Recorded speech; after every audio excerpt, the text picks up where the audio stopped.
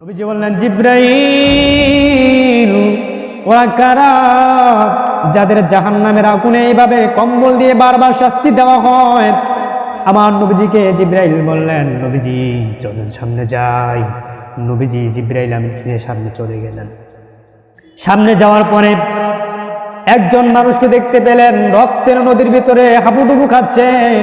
ওই মানুষটা সাঁতার কাটতে কাটতে যখন উপরে চলে যাচ্ছে, যাওয়ার সাথে সাথে ফেরেশতারা তাকে যখন উপরে উঠবে, ফেরেশতারা তাকে সেখান থেকে আবার নদীর মাঝখানে তুলে দিচ্ছে। আমার নবীজি বললেন, জিব্রাইল, এই লোকটিকে যাকে বারবার এইবার সাগরের ভিতরে ফেলে দিয়েছে, রক্তের সাগরের ভিতরে লোকটাকে। জিবরাইল আমিন বললেন, ইয়া রাসূলুল্লাহ, ইয়া হাবিবাল্লাহ, আপনি সামনে চলেন। নবীজি সামনে চললেন। জাহান্নামের ভিতরে দেখবেন কিছু হুজুর, কাপ টুপি দাড়ি পাঞ্জাবি সব ঠিক আছে, এই হুজুরদের জিহ্বাগুলো কেটে ফেলা হচ্ছে। আমার নবীজি বললেন, জিবরাইল, এই লোকগুলো কারা? জিবরাইল আমিন বললেন, ইয়া রাসূলুল্লাহ, ইয়া হাবিবাল্লাহ, আপনার উম্মতের ভিতরে এমন কিছু আলেম আছে যে আলেমগুলো তারা মানুষের সামনে দিনের দাওয়াত দিত, দিনের হক কথাগুলো বলতো, এবং মানুষদের দাঁড়ে দাঁড়ে কোরআনের কথাগুলো বলতো, সেগুলো সে আমল করতো না। এই আলেমদেরকে জাহান্নামের ভিতরে জাহান্নামের কেসি দিয়ে তাদের জিহ্বাগুলো কেটে ফেলা হচ্ছে। জিবরাইল আমিন সহ নবীজি মেরাজ থেকে যখন ফিরতেছিলেন, কিছু আশ্চর্য জিনিস দেখলেন। জাহান্নামের ভিতরে কিছু সংখ্যক মেয়েদের ঠোঁটগুলো আগুনের কেচি দিয়ে কাটা হচ্ছে, প্লাস দিয়ে টেনে টেনে ছিঁড়ে ফেলা হচ্ছে। আমার নবীজি জিবরাইল আমিনকে বললেন, জিবরাইল, এরা কারা যাদের ঠোঁটগুলো প্লাস দিয়ে টেনে টেনে ছিঁড়ে ফেলা হচ্ছে? জিবরাইল আমিন বললেন, ইয়া রাসূলুল্লাহ, ইয়া হাবিবাল্লাহ, চলেন সামনে চলেন। সঙ্গে সঙ্গে জিবরাইল আমিন নবীজিকে নিয়ে সামনের দিকে রওনা দিলেন।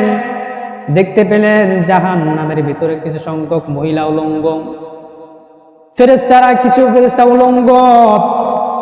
যে ফেরেশতাগুলো উলঙ্গ হয়ে আছে, এই ফেরেশতাগুলো আগুনের তৈরি, আর ওই ফেরেশতাগুলো আগুনের কিছু কম্বল নিয়ে তারা সেখানে ওই মহিলার দিকে যাচ্ছে। মহিলাটা বলছে, এদিকে শোনা, এদিকে শোনা। মহিলাটা যখন দেয়ালের ভিতর ঠেকে যায়, ওই ফেরেশতাগুলো মহিলাটাকে জড়িয়ে ধরে, এবং জড়িয়ে ধরে আবার যখন মহিলাটা সেখানে পুরো সারকার হয়ে সেখানে কঙ্কাল হয়ে যান। নবীজি বললেন, জিব্রাইল, ওরা কারা যাদের জাহান্নামের আগুনে এইভাবে কম্বল দিয়ে বারবার শাস্তি দেওয়া হয়? আমার নবীজিকে জিব্রাইল বললেন, নবীজি চলেন সামনে যাই। নবীজি জিব্রাইল আমিনকে সামনে চলে গেলেন। সামনে যাওয়ার পরে একজন মানুষকে দেখতে পেলেন, রক্তের নদীর ভিতরে হাবুডুবু খাচ্ছে। ওই মানুষটা সাঁতার কাটতে কাটতে যখন উপরে চলে যাচ্ছে, যাওয়ার সাথে সাথে ফেরেশতারা তাকে যখন উপরে উঠবে, ফেরেশতারা তাকে সেখান থেকে আবার নদীর মাঝখানে তুলে দিচ্ছে। আমার নবীজি বললেন, জিব্রাইল, এই লোকটিকে যাকে বারবার এইবার সাগরের ভিতরে ফেলে দিয়েছে, রক্তের সাগরের ভিতরে লোকটাকে। জিবরাইল আমিন বললেন, ইয়া রাসূলুল্লাহ, ইয়া হাবিবাল্লাহ, আপনি সামনে চলেন। নবীজি সামনে চললেন। জাহান্নামের ভিতরে দেখবেন কিছু হুজুর, কাপ টুপি দাড়ি পাঞ্জাবি সব ঠিক আছে, এই হুজুরদের জিহ্বাগুলো কেটে ফেলা হচ্ছে। আমার নবীজি বললেন, জিব্রাইল, এই লোকগুলো কারা? জিবরাইল আমিন বললেন, ইয়া রাসূলুল্লাহ, ইয়া হাবিবাল্লাহ, আপনার উম্মতের ভিতরে এমন কিছু আলেম আছে যে আলেমগুলো তারা মানুষের সামনে দিনের দাওয়াত দিত, দিনের হক কথাগুলো বলতো, এবং মানুষদের দাঁড়ে দাঁড়ে কোরআনের কথাগুলো বলতো, সেগুলো সে আমল করতো না। এই আলেমদেরকে জাহান্নামের ভিতরে জাহান্নামের কেসি দিয়ে তাদের জিহ্বাগুলো কেটে ফেলা হচ্ছে।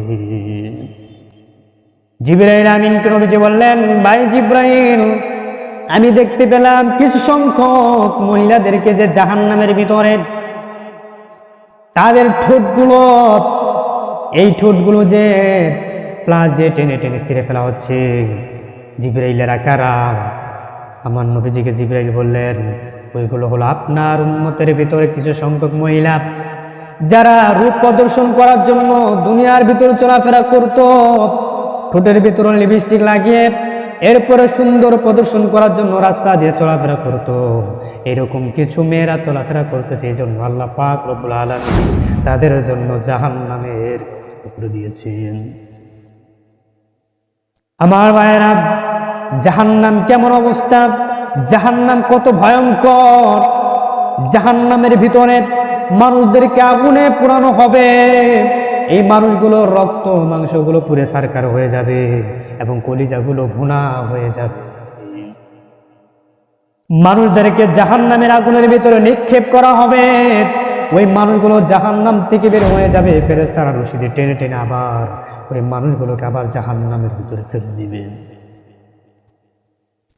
আমার নবীজি একদিন খুতবা দিচ্ছিলেন, খুতবা দেওয়ার সাথে সাথে নবীজি দাঁড়িয়ে গেলেন। সাহাবীরা আরজ করলেন, ইয়া রাসূলুল্লাহ, ইয়া হাবিবাল্লাহ, আপনি কেন দাঁড়িয়ে গেলেন? নবীজি বললেন, ও আমার সাহাবীরা শোনো, আমি এই মুহূর্তে একটি শব্দ শুনতে পেলাম, জাহান্নামের ভিতরে আল্লাহ পাক রব্বুল আলামিন একটা পাথর নিক্ষেপ করেছে, ওই পাথরটার সময় লাগছে ৭০,০০০ বছর পড়তে।